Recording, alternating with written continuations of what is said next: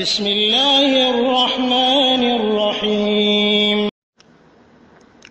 ওয়ালাইকুম আসসালাম রহমতুল্লাহি ওয়া বারাকাতুহু। এক মুহতারাম ভাই জানতে চেয়েছেন যে আমরা তো আগে নিয়াত করতাম, অর্থাৎ মুখে বলে বা মুখে পড়ে নিয়াত করতাম, নওয়াইতু নুসাল্লিল্লাহি তাআলা আর বারাকাত ইত্যাদি যে নিয়াতটা আগে পড়তাম আরবিতে গদ বাঁধা, এখন পড়ি না। এটা শুনেছি এটা কোরআন সুন্নাহ মোতাবেক না, মিন্স এটা বেদাত।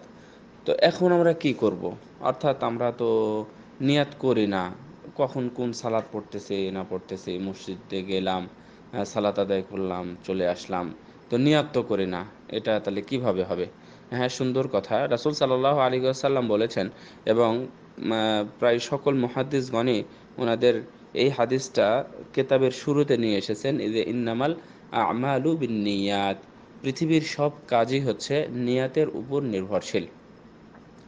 মানে এটা কয়েকভাবে হতে পারে। এক নম্বর হচ্ছে যে কাজের আগে নিয়াত করতে হয়, তারপরে কাজ করতে হয়, এটা। আর দ্বিতীয় হচ্ছে যে কোনো সময় কাজ করি, কিন্তু নিয়াতের যদি ভালো উদ্দেশ্য থাকে, তাহলে আপনার সেটা ফলপ্রসূ হবে বা কাজ দেবে। আর যদি আপনার নিয়াতেই যদি গড়মিল থাকে বা নিয়াতেই যদি দুর্বলতা থাকে, তাহলে সেই কাজের সফলতাও নেই এবং সেই কাজে কল্যাণও আশা করা যায় না। আর অনেক সময় যে আমি খারাপ কাজ করি, এটা দুই। তিন নম্বর এরকম হয় যে অনেক সময় আমি খারাপ কাজ করতেছি বাহ্যত, কিন্তু আসলে আমার নিয়াতটা কিন্তু ভালো। কেমন? আমি কারো দুর্নাম করতেছি, কারো গীবত করতেছি, কিন্তু ভালো উদ্দেশ্যে করতেছি। ভালো উদ্দেশ্যে মানে যে উদ্দেশ্যে গীবত করা যায়।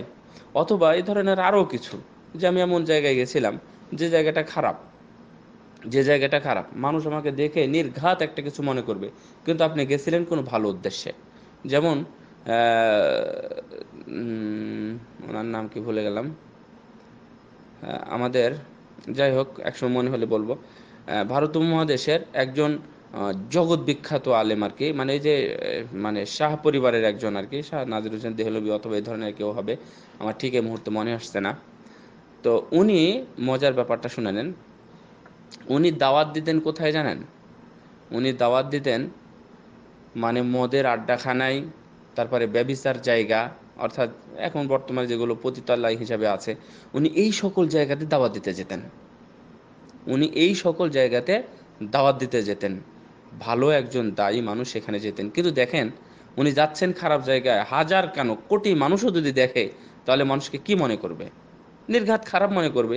কিন্তু তার ভিতরে খুলুসিয়াত আছে, এবং এই জন্য উনি হাজারো মদের আড্ডাখানা উনি উঠিয়ে দিয়েছিলেন শুধু দাওয়াত দিয়ে।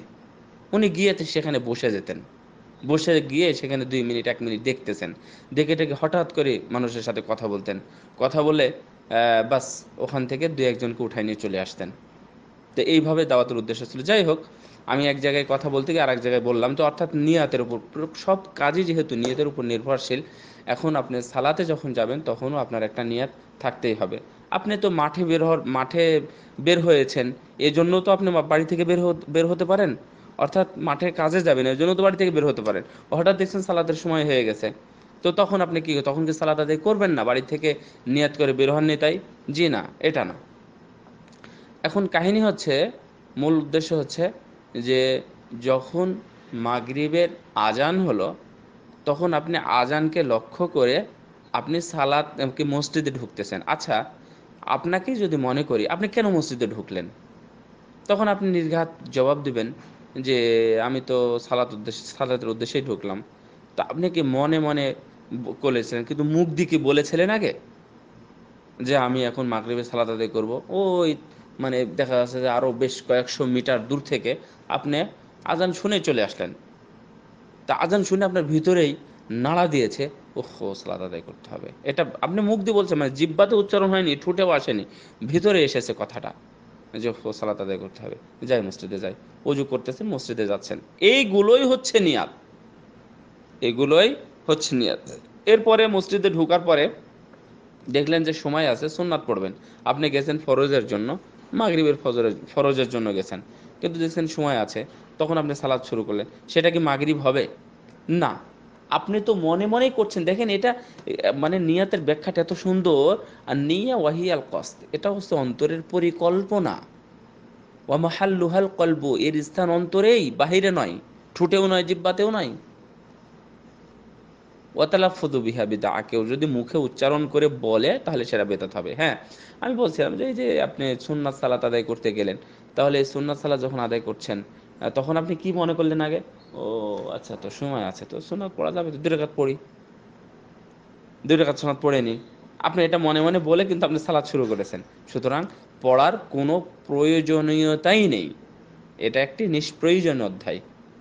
সো আশা করি বুঝতে পেরেছেন যে যখনই মানুষ মসজিদে যায় তখনই মানুষের ভিতরে নিয়াত থাকে।